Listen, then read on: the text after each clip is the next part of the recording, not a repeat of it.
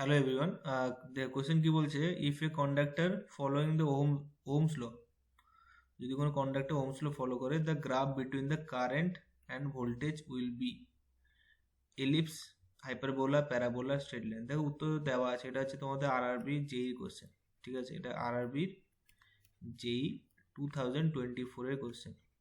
ওকে, তো দেখো এখানে বলছে ওহম ল, আমাদের সূত্রটা জানতে হবে। ওহমের সূত্র কি বলছে? ওহমের সূত্র বলছে পোটেনশিয়াল ডিফারেন্সকে যদি ভি ধরে নিই, V equal to I into R. তো এটা কি করে এলো? এটা এলো এরকম ভাবে, বলছে potential difference of a circuit, তো potential difference V is proportional to the current. তো এখান থেকে ভি ইকুয়াল টু কি হচ্ছে, আই ইন্টু আর আসছে। এবারে আইটা কি? আই হচ্ছে কারেন্ট, ভি হচ্ছে পোটেনশিয়াল ডিফারেন্স,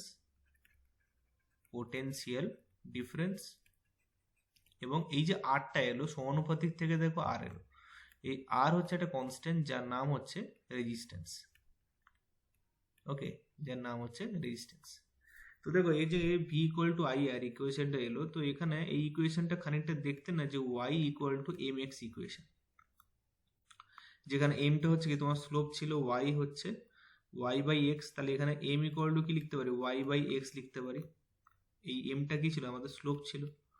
তো যখনই Y equal to M X, আমরা যখন স্ট্রেট লাইনে একটা ইকুয়েশন দেখেছিলাম, তখন তো যে গ্রাফটা ছিল, ধরো এটা হচ্ছে ওয়াই অ্যাক্সিস, এটা ধরো এক্স অ্যাক্সিস, তাহলে গ্রাফটা কি ছিল? এটা স্ট্রেট লাইন হচ্ছে, এটা ছিল।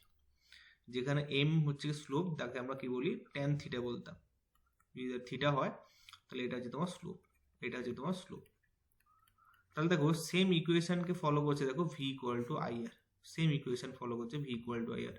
এখানে তুমি ওয়াই কে ভি ধরে নাও, তাহলে এখানে তুমি কি করবে, ওয়াই কে তুমি ভি ধরে নেবে। আচ্ছা, আই হচ্ছে আমার এক্স ধরে নাও। আর যেটা হবে, আর হচ্ছে ভি আর আই এর কনসেপ্ট, এটা হচ্ছে R, that is V by I. তো তাহলে এখানে দেখো ইকুয়েশন, তাহলে কি দেখো স্ট্রেট লাইনের ইকুয়েশন হচ্ছে, অপশন ডি হচ্ছে কোয়েশ্চেনের রাইট অ্যান্সার। এটা হচ্ছে ওহম লয়ের সূত্র, ওহমের সূত্র যাকে বলা হয়। ঠিক আছে, আশা হচ্ছে বুঝতে পেরেছো। চলো।